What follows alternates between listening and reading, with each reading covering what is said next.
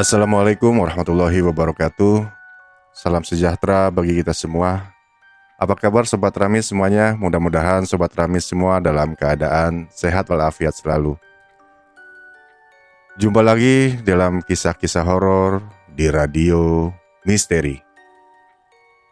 Sobat Ramis, pada episode kali ini saya akan membacakan sebuah kisah nyata tentang tragedi mengerikan yang menimpa sebuah keluarga yang sedang mengadakan acara family gathering di sebuah penginapan di kawasan Puncak, Bogor. Seperti apa tragedi mengerikan yang menimpa keluarga tersebut? Mari kita ikuti kisah selengkapnya. Tapi sebelum itu saya ingatkan kembali kepada Sobat Rami semuanya untuk selalu mendukung channel ini dengan subscribe, like, dan share. Dan saya juga ucapkan terima kasih bagi Sobat Ramis semua yang sudah subscribe channel Radio Misteri.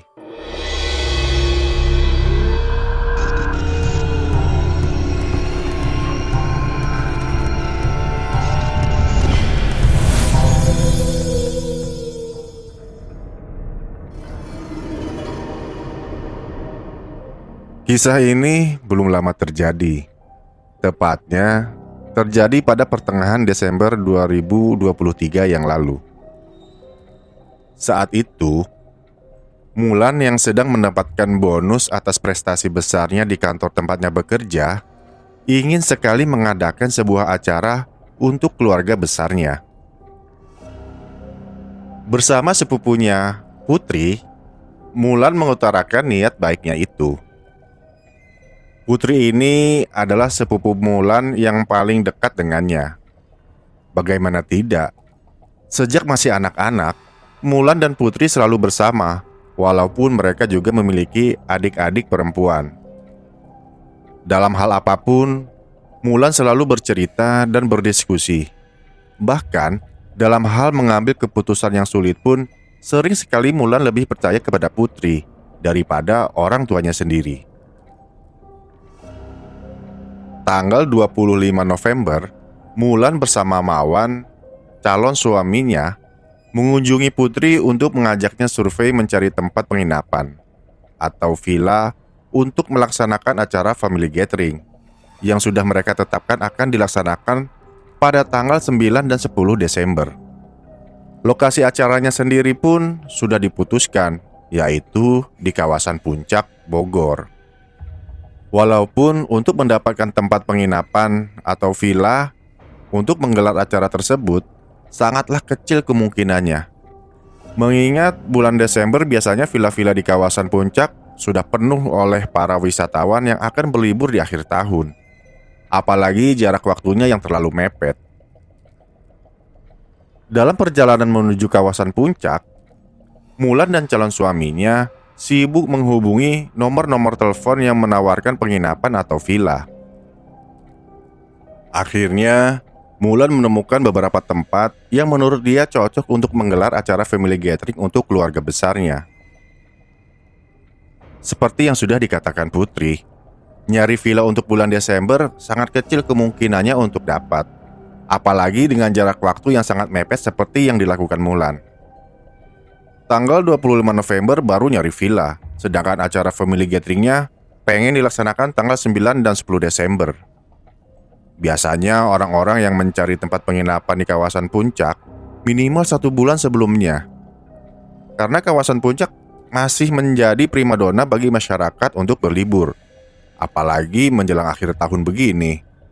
Tapi yang namanya Mulan ini tidak mengenal kata putus asa. Seharian mereka mencari villa, namun tidak ada satupun tempat yang kosong. Akhirnya Mulan mengatakan untuk tetap melanjutkan pencarian esok harinya, karena besok adalah hari Minggu.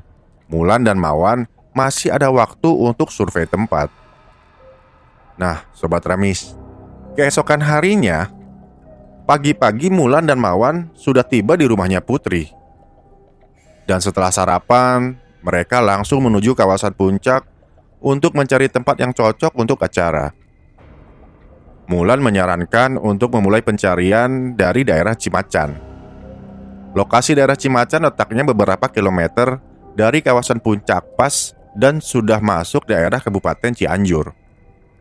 Mulan sengaja mengambil titik terjauh untuk memulai pencarian villa, agar mereka dapat lebih banyak mengunjungi villa-villa di kawasan wisata itu.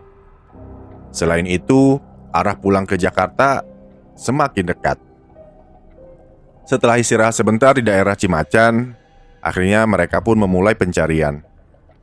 Setiap ada iklan penginapan di sosmed, mereka langsung mendatanginya. Singkat cerita, setelah seharian berkutat di kawasan puncak, mereka pun tidak menemukan tempat yang kosong. Semua tempat yang mereka datangi, kondisinya sudah di-booking oleh para wisatawan. Nah, Sobat Ramis, menjelang waktu maghrib, mereka belum juga menemukan tempat. Putri yang sudah terlihat kelelahan merasa pesimis untuk acara family gathering ini dapat terlaksana. Apalagi waktunya semakin dekat. Akhirnya, mereka pulang dengan tangan hampa. Dan Putri menyarankan ke Mulan agar acara family gatheringnya diundur ke bulan Januari. Dan Mulan pun setuju atas saran dari Putri. Singkat cerita, tanggal 1 Desember, Putri yang sedang sibuk dengan urusan rumah tangga tiba-tiba mendapat telepon dari Mulan dan mengatakan kalau ia dapat sebuah villa yang sangat cocok untuk menyelenggarakan acara family gathering. Dan lokasinya berada di daerah Ciawi. "Mbak, akhirnya aku dapat tempat yang cakep nih buat acara tanggal 9 dan 10 nanti," kata Mulan sumringah.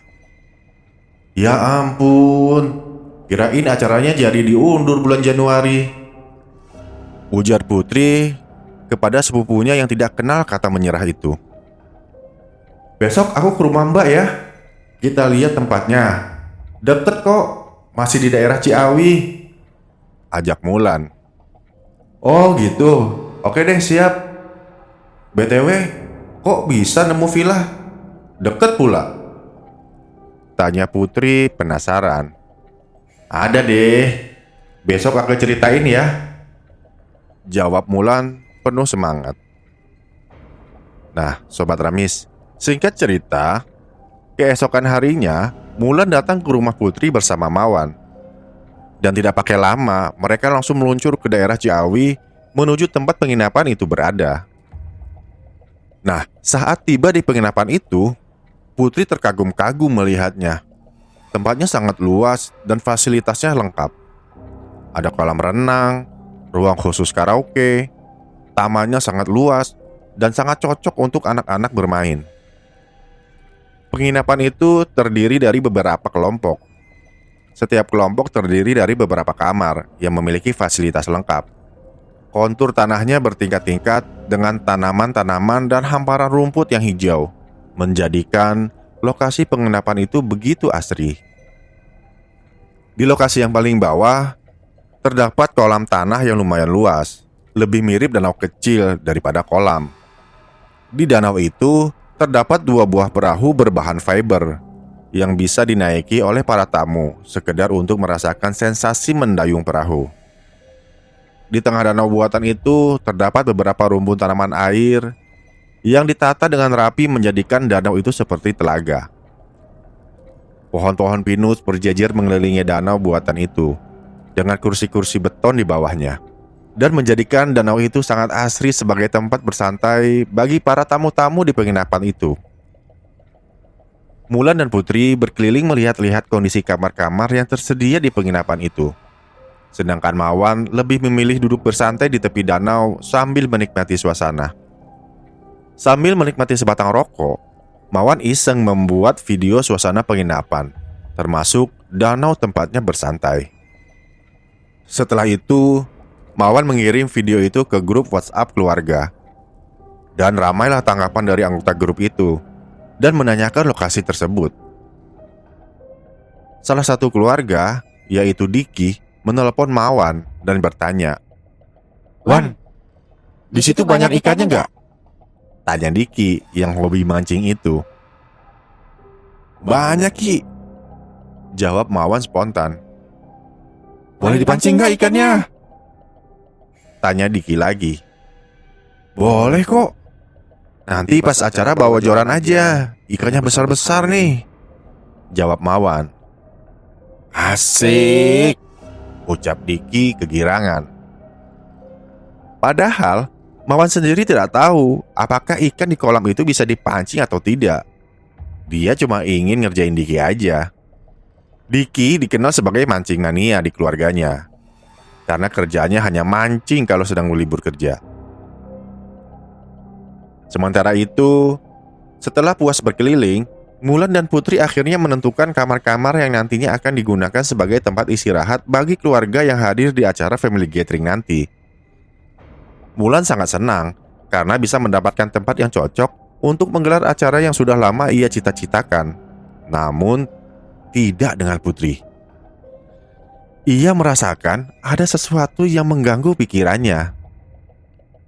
Tapi ia enggan mengungkapkannya kepada Mulan. Putri tidak ingin merusak suasana hati Mulan yang sedang bergembira itu. Nah, Sobat Ramis, singkat cerita, tanggal 8 Desember, Mulan dan Putri dibantu keluarga lainnya mempersiapkan segala sesuatunya demi kelancaran acara. Rundown acara sudah disiapkan sematang mungkin dan waktu check-in sudah ditetapkan, yaitu pukul 3 sore hari Sabtu. Hari Sabtu siang, Mulan dan Mawan berangkat bersama Putri sekeluarga menuju penginapan. Mereka mengatur segala sesuatunya dengan baik, agar saat keluarga besar datang sudah tidak ada lagi kerancuan dan kesalahan penempatan kamar. Dan menjelang sore, satu persatu keluarga berdatangan dengan kendaraan mereka masing-masing dan langsung menuju kamar yang sudah disiapkan. Anak-anak berlarian di taman menikmati sejuknya udara pegunungan. Begitu juga dengan para orang tua. Mereka berjalan-jalan mengelilingi lokasi penginapan yang asri sambil berfotoria. Sementara itu, Diki yang tujuannya hadir di acara ini ingin memancing di danau kecil seperti yang ia lihat di video, terlihat sedang berada di pinggir danau buatan itu. Ia mengamati air danau yang jernih sambil memperhatikan di mana lokasi ikan berkumpul. Ia berjalan sendiri mengitari danau yang tidak terlalu luas itu. Setelah itu, ia kemudian bergabung dengan keluarga lainnya di ruang aula tempat acara berlangsung. Nah, Sobat Ramis, setelah selesai sholat maghrib berjamaah, seluruh undangan berkumpul di aula untuk menikmati makan malam yang sudah disiapkan oleh pihak penginapan. Setelah makan malam, acara dilanjutkan dengan acara ramah tamah. Suasana begitu hangat malam itu. Suara tawa dan obrolan menambah keakraban bagi keluarga besar. Diki masih terlihat saat acara ini berlangsung. Setelah itu, acara dilanjutkan dengan nyanyi-nyanyi bersama, menggunakan fasilitas karaoke yang sudah disiapkan oleh pihak penginapan. Acara semakin seru, mulai dari orang tua yang sudah sepuh sampai anak-anak. Semua bernyanyi sambil berjoget ria di aula tersebut. Saat acara nyanyi-nyanyi sedang berlangsung, Diki sudah tidak terlihat lagi batang hidungnya. Mawan berusaha mencari Diki yang tidak tampak keberadaannya di tengah-tengah keluarga yang sedang bergembira itu. Ia coba menelpon Diki, namun tidak diangkat. Akhirnya Mawan teringat kalau Diki ingin mancing di danau yang ada di penginapan itu. Mawan lalu mendatangi danau yang lokasinya berada di depan aula. Namun, karena banyaknya tanaman di sekitar danau itu tidak terlihat, apalagi saat malam, karena tidak ada lampu penerangan di danau itu. Mawan memperhatikan sekeliling danau, tapi ia tidak melihat ada orang karena memang sangat gelap. Tiba-tiba, dari seberang danau terlihat ada api kecil yang berasal dari api rokok. Mawan lalu berteriak memanggil, Diki! Teriakan Mawan. Oi! Hanya terdengar suara itu dari kegelapan. Mawan tahu kalau itu suara Diki. Ngapain di situ, Ki? Tegur Mawan. Mancing! Jawab Diki santai. Ntar aja mancingnya, Ki. Kita nyanyi-nyanyi dulu lah, rayu Mawan. Iya, ntar gua nyusul. Ini ngetes doang kok, jawab Diki. Dan akhirnya Mawan pun meninggalkan danau itu dan bergabung lagi dengan anggota keluarga besarnya yang sedang asik bercengkerama sambil bernyanyi-nyanyi. Sekitar jam 11 malam, pihak penginapan datang memberitahukan kalau acara nyanyi-nyanyi hanya sampai jam 11 malam. Akhirnya, seluruh anggota keluarga membubarkan diri dan menuju ke kamar masing-masing. Sampai di kamar, mereka tidak langsung tidur. Mereka melanjutkan lagi ngobrol-ngobrol di teras kamar yang luas. Mawan, yang larut dalam keseruan acara keluarga, lupa kalau Diki belum juga terlihat batang hidungnya. Dan Mawan lalu mendatangi lagi danau tempat Diki sedang mancing tadi, karena sudah tahu di mana posisi Diki sedang memancing. Mawan langsung mendatanginya tanpa memanggil.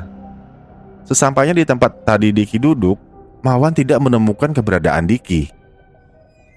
Ia mencari-cari Diki sambil memanggil namanya. Namun, tidak ada respon dari Diki. Mawan mulai khawatir dengan Diki. Ia lalu berjalan menyusuri jalan setapak yang mengelilingi danau untuk mencari Diki. Di tengah kekhawatirannya, tiba-tiba Mawan dikejutkan dengan suara "Wah!" yang datang dari balik rimbunan tanaman di tepi danau itu. Mawan yang kaget tanpa sadar berteriak ketakutan. Jantungnya berdetak kencang, membuat nafasnya terengah-engah. Diki tertawa geli melihat Mawan yang kaget bukan kepalang. "Ah, lu bikin kaget aja, Ki," ujar Mawan kesal. "Mana ikannya?" tanya Mawan. "Tuh, di kantong kresek," jawab Diki sambil menunjuk ke sebuah kantong plastik. "Buset, banyak amat dapatnya," kata Mawan, kaget melihat ikan mas dan bawal yang didapat Diki dari mancing malam itu. "Sudah mancingnya, kita ngobrol-ngobrol dulu sama yang lain yuk," ajak Mawan. "Iya, bentar, ngabisin umpan nih. Tinggal dikit lagi. Tanggung," jawab Diki ngeles lagi. Bentar-bentar. "Ayo sekarang," ujar Mawan memaksa. Karena Diki sepertinya berat meninggalkan pancingannya, akhirnya Mawan meninggalkan Diki dengan perasaan yang sedikit kesal. Ia meninggalkan Diki tanpa berkata-kata, sedangkan Diki tetap melanjutkan mancingnya tanpa peduli dengan kegembiraan anggota keluarga yang lainnya. Malam itu, suasana di depan kamar penginapan acara masih berlanjut nyanyi-nyanyi bersama dengan gitar, terutama dari golongan remaja, sedangkan bapak-bapak dan ibu-ibu asik bercerita dengan sesekali diselingi suara tawa. Suasana begitu akrab dan hangat di tengah dinginnya udara pegunungan. Sekitar jam 2-an, seluruh anggota keluarga masih berkumpul di teras kamar. Dan tiba-tiba, dari arah danau terdengar suara benda jatuh ke air. Mawan dan beberapa anggota keluarga spontan berlari menuju ke danau yang letaknya tidak jauh dari kamar penginapan tempat mereka berkumpul. Mereka tahu kalau di danau ada Diki yang sedang memancing. Mawan sangat khawatir dengan Diki. Ia menyangka telah terjadi sesuatu pada Diki. Sambil menyalakan lampu dari HP, Mawan dan keluarga yang lain mencari keberadaan Diki di tempat ia duduk tadi. Mawan tidak melihat Diki di sana, tapi joran dan tempat umpannya masih berada di tempatnya. Diki, lu pasti masih ngerjain kita kan?" teriak Mawan sambil mencari. Mawan menyuruh anggota keluarga yang lain untuk mencari di sekitar tempat itu. Mungkin Diki bersembunyi di balik rimbunan tanaman. Sementara itu, Mawan melihat air di danau bergoyang seperti ada gempa. Air itu berayun-ayun sampai menyiprat ke bibir danau. Suasana tiba-tiba menjadi mencekam. Mawan dan keluarga yang ikut mencari Diki mengalihkan pandangan mereka ke danau itu. Air danau masih terus bergoyang seperti ombak di lautan. Kemudian, hujan rintik-rintik mulai turun dan suasana jadi semakin mencekam karena suara-suara kodok yang tadi ramai mendadak hilang. Di tengah hujan gerimis, Mawan dan anggota keluarga yang lain masih mencari Diki yang tiba-tiba menghilang. Perasaan Mawan mulai tidak enak. Kemudian Mawan kembali ke kamar penginapan dan memberitahukan kepada Waoni kalau Diki tidak ada di danau. Dan kejadian aneh di danau itu pun ia ceritakan. Waoni dengan sigap langsung pergi ke danau diiringi orang-orang tua lainnya. Kenapa Mawan langsung mengadukan peristiwa ini kepada Waoni? Karena Waoni dikenal mengerti untuk hal-hal seperti ini. Sedangkan orang tua yang lain tidak bisa diandalkan. Nah, Sobat Ramis, tiba di pinggir danau, Waoni langsung duduk. Dan tangannya menyentuh air danau yang masih berayun-ayun. Dan entah apa yang ia lakukan. Dan tak lama kemudian, air danau itu perlahan-lahan mulai tenang seperti sedia kala. Lama Waoni jongkok di pinggir danau, sambil tangannya menyentuh air danau. Sedangkan keluarga yang lain hanya terdiam menyaksikan apa yang dilakukan oleh Waoni. Kemudian Waoni berdiri dan menghampiri Pak Ade Joko dan Pak Ade Yengki. Mereka bicara sangat serius sekali. Melihat para orang tua sedang berdiskusi serius seperti itu, Mawan semakin yakin kalau sedang terjadi sesuatu yang menimpa Diki. Tak lama kemudian, pegawai penginapan mendatangi mereka dan menanyakan apa yang sedang terjadi. Karena suasana di danau itu tiba-tiba ramai orang. Dan Waoni menjelaskan pada pegawai penginapan kalau salah satu anggota keluarga ada yang hilang di danau ini. Dari ekspresinya, pegawai penginapan itu seperti panik. Ia lalu memanggil pegawai lainnya dan membisikkan sesuatu. Pegawai yang dibisikin itu segera pergi entah kemana. Kira-kira pukul 3:30, pegawai yang tadi pergi datang lagi bersama seseorang yang usianya sekitar 70-an. Mereka datang dan menemui Waoni dan pegawai penginapan yang masih berdiri di pinggir danau. Tak lama kemudian, si bapak tua itu turun ke danau dan berjalan ke tengah danau yang ternyata tidak terlalu dalam. Kemudian bapak tua itu membenamkan dirinya di tengah danau. Dan sekitar beberapa menit kemudian, bapak tua itu muncul dari dalam air yang tingginya seleher bapak tua itu. Bapak tua itu segera berjalan ke tepi danau sambil tangannya menarik sesuatu yang berat dari dalam air. Sampai di tepi danau, bapak tua itu memberikan bawaannya yang berat itu kepada orang-orang yang berdiri di tepi danau. Karena terlalu berat, akhirnya Waoni dan Pak De Yengki ikut turun ke danau dan membantu mengangkat benda berat yang dibawa oleh orang tua itu. Saat benda berat itu dinaikkan ke permukaan air, alangkah terkejutnya semua yang ada di tempat tersebut. Ternyata benda berat yang dibawa bapak tua itu adalah Diki. Dan kondisinya sudah tidak bernyawa. Seketika suara tangisan dan jeritan dari keluarga besar pecah di tepi danau itu. Mereka tidak menyangka kalau Diki ternyata tewas tenggelam di danau buatan itu. Dalam kepanikan dan kesedihan itu, tiba-tiba dari tengah danau muncul 2 ekor ikan mas berwarna hitam dan ukurannya sangat besar. Yang besarnya hampir sama dengan ukuran orang dewasa berenang berputar-putar di tengah danau. Semua orang yang ada di situ menyaksikan ikan besar itu berenang berputar-putar di tengah danau. Air danau pun bergelombang hebat akibat gerakan ikan tersebut.